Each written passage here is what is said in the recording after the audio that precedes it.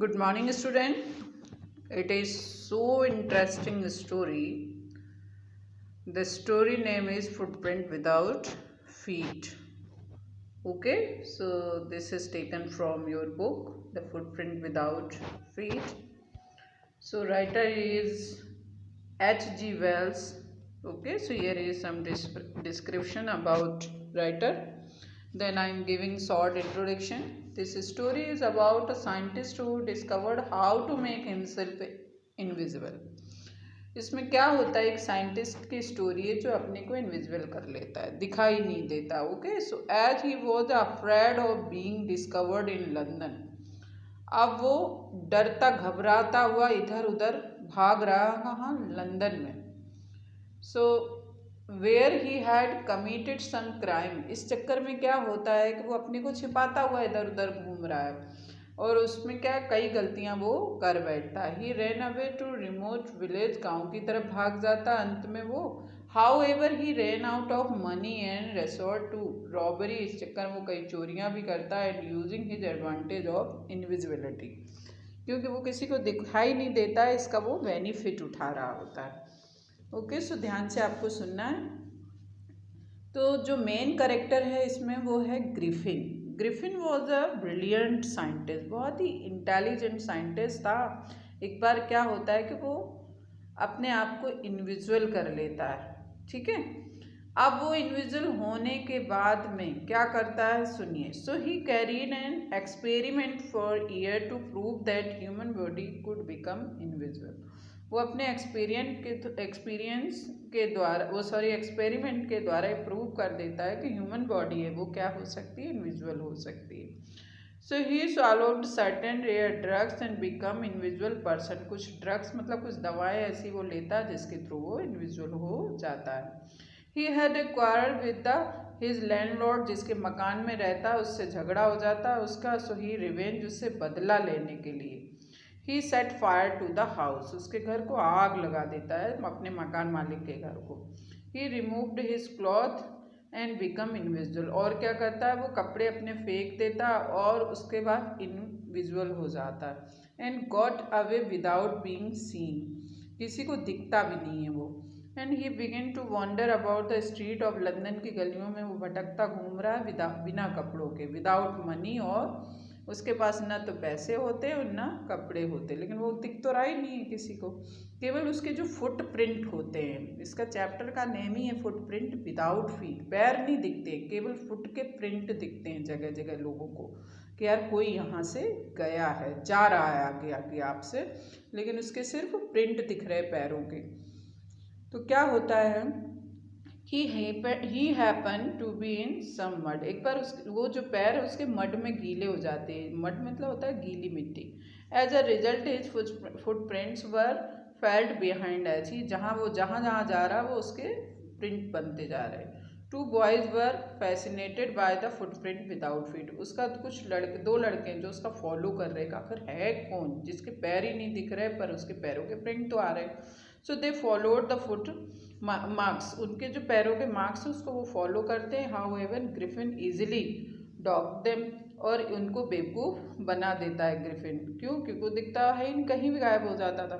So it was mid winter. ठंड की रात है. The air was bitterly cold. हवा काफ़ी ठंडी चल रही है. And he was without clothes. और वो बिना कपड़े के. सो व्हेन ही कोल्ड, उसको ठंड लगती है. इससे क्या होता है कि वो एक लंदन का स्टोर है, एक कपड़ों का स्टोर होता है, दुकान, उसमें घुस जाता है. When the store was close he broke open boxes. वहाँ के बॉक्स खोल लेता है. एंड फाउंड, उनमें से गर्म कपड़े लेता है और आराम से उनको पहन लेता है. He become a visual. वो क्या कपड़े पहन लेता था तो दिखने लग जाता था, कपड़े नहीं पहनता था तो नहीं दिखता था. So he found cold meat and coffee. वहाँ उसने मीट खाया और coffee P.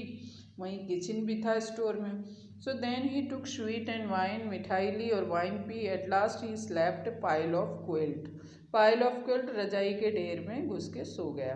When he walk up the next morning. जब वो नेक्स्ट मॉर्निंग जगा, ही असिस्टेंट जो हैड ऑलरेडी, वहाँ का असिस्टेंट था वो वहाँ पहुँच चुका था. So he got nervous. थोड़ा घबरा गया क्योंकि कपड़े पहन लिए थे तो दिख रहा था वो.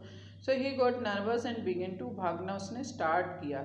उन्होंने उसका पीछा करना स्टार्ट कर दिया जो दुकान का मालिक था। Then he quickly took off his, उसने फटाक सी ना अपने कपड़े उतार के फेंक दी, क्योंकि कपड़े पहन लेता था तो दिखता था, तो उसने कपड़े उतार के फेंक दिए। बिकम वापस से इनविजुअल हो गया एंड एक्सेप्ट फ्रॉम देयर, और उनसे बच के भाग गया।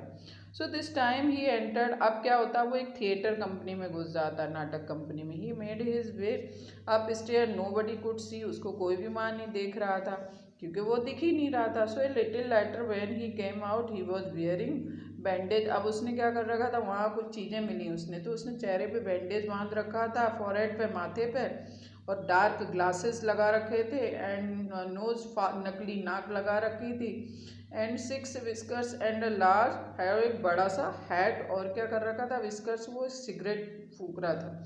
So he attack the shopkeeper, इतना सब पहन रखा था तो इतना तो दिख रहा था।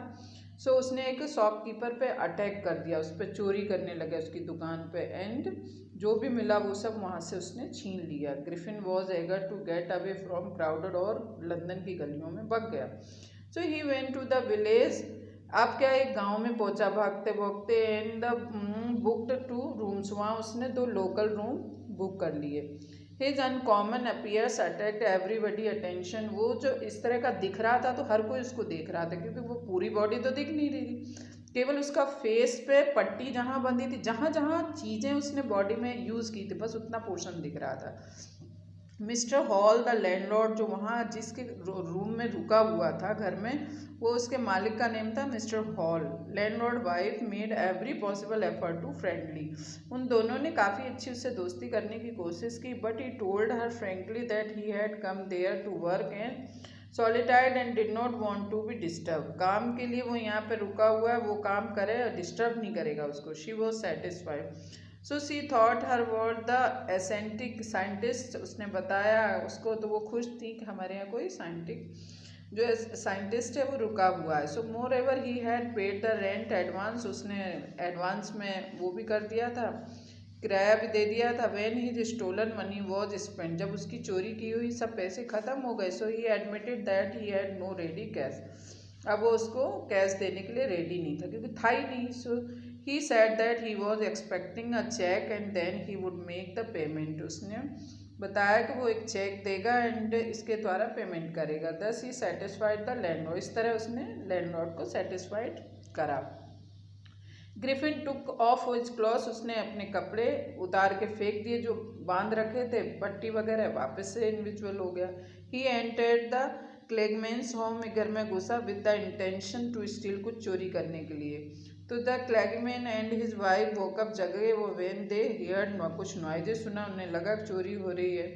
तो clergyman entered in the room with a pocket in his hand, उनके पोकर था उनके हाथ में। To his the surprise the room appear to the empty, इनने देखा रूम तो खाली, कोई नहीं है क्योंकि वो तो इनविजुअल था। He and his wife search everywhere, सब जगह देखा उन्होंने, but there was no trace of the burglar, उन्होंने कोई भी वहाँ पे चोरी करने वाला दिखा नहीं। At the desk in the been open, but उन्होंने देखा डेस्क खुली थी, पैसा था नहीं, पैसा चोरी हो चुका था। तो उन्होंने क्या किया कि that morning the landlord and his wife got up early, जल्दी उठे, and they were surprise to find the scientist door wide open, देखा तो दरवाज़ा खुला हुआ जिसमें साइंटिस्ट रुका हुआ था, बिकॉज इट वॉज यूजली सट लगा हुआ रहता था। He did not allow anybody to enter, उन्होंने अलाउ नहीं किया किसी को रूम में घुसने के लिए। When they entered the room they found the scientist missing, जब वो अंदर रूम में गए देखा वहाँ साइंटिस्ट था नहीं। द क्लॉथ्स एंड बैंडेज, वो सारी चीज़ें जो थी वो वहीं पर पड़ी हुई थी। इन the mean time the individual scientist enter the room, अब वो बिना दिखे हुए अंदर घुसा, क्योंकि दिख नहीं रहा था, वो इंडिविजुअल था। सो ही अटैक्ट मिस्टर, उन्होंने हॉल के ऊपर अटैक्ट कर दिया उसने, साइंटिस्ट ने। बेडरूम चेयर पे बैठे हुए थे। She and her husband left the room in terror, घबरा कर वो दोनों भाग गए क्योंकि कोई दिख नहीं रहा था और वो उनको ऊपर अटैक कर रहा था। अक्सर मूवीज़ में आपने देखा है ना, घोस्ट वाली मूवीज़ रहती हैं तो उसके अंदर ऐसा ही होता है। Mister Hall was convince that the room was haunted by spirit, mister Hall को क्या विश्वास हो गया कि भूतों के द्वारा रूम पर कब्जा कर लिया, क्योंकि कोई दिख ही कर नहीं तो उन्हें तो ऐसा ही लगेगा ना कि भूत लोग अटैक कर रहे हैं। So and she had the strength site and responsible, जबकि वही साइंटिस्ट हर चीज़ के लिए रिस्पॉन्सिबल था। The neighbours felt that the trouble was caused by which craft, when they came to know of the burglary at the claiming home and the suspected the strange certificate. Suspect तो किया कि वो जो scientist आया था उसी ने सब कुछ किया है, लेकिन वो किसी की पकड़ में नहीं आया. The suspicious was the strengthen when the suddenly proceed some ready cash become only day before he had admitted that he had no money. और वो सारा पैसा लेके भाग गया था पर किसी के भी पकड़ में आया नहीं. Then the secretly sent for the village constable. बाद में विलेज में सीक्रेटली सेंट भेजा गया गांव में constable. When mister hall so the scientist emerging from his empty room she demanded explanation. जब उन्होंने देखा साइंटिस्ट को उस रूम में, खाली रूम में, सी डिमांडेड एक्सप्लेनेशन, उन्होंने कहा, सब कुछ जानना चाह रहे थे. The scientist become furious. घबरा गया वो scientist. He through of his the band. उसने फिर से वही किया जो जो बांध रखा था बॉडी पर, सब निकाल के फेंक दिया. And the space above the shoulders was now empty. अब क्या था? अब कुछ भी नहीं वहाँ दिख रहा था. The people in the bar were the horrified. सभी लोग घबरा गए वहाँ जो लोग थे. In the mean time mister Jaffer the constable arrive there. फिर क्या हुआ? जो मिस्टर जाफर कांस्टेबल थे वो वहाँ पहुँचे. He was also surprise that he had to arrest headman's. He tried to get hold of the man who was the become. जिस आदमी को उन्होंने गिरफ्तार किया था वो अचानक क्या देखते हैं, जिसका हाथ वो इनविजिबल हो जाता, दिखाई नहीं देता. The constable was struggling with the someone who had no. किसी सबसे बात करते पर वो किसी को नहीं दिखता है. So and some people who tried to assist him had received a blow from the individual scientist. The constable was the annoyed unconscious. बेहोश हो जाता वो घबरा के एकदम. Griffin had shaken him free and in their nervousness people tried to hold him but they did not know who from to catch him. सभी लोग पकड़ने की उसे कोशिश कर रहे थे लेकिन वो उसे पकड़ नहीं पा रहे थे. क्यों? क्योंकि वो दिख नहीं रहा था. So this is the story of this chapter. This here about the author, then theme of the story, after then short summary, okay, and after then some questions are answers. So first you have to read question. If you had understand the question, then you easily can understand the answer of this question. So first you have to know the what is the meaning of question. Okay, if you having any problem you can contact me. Here some question for homework, so you have to write in homework copy. Okay, thank you.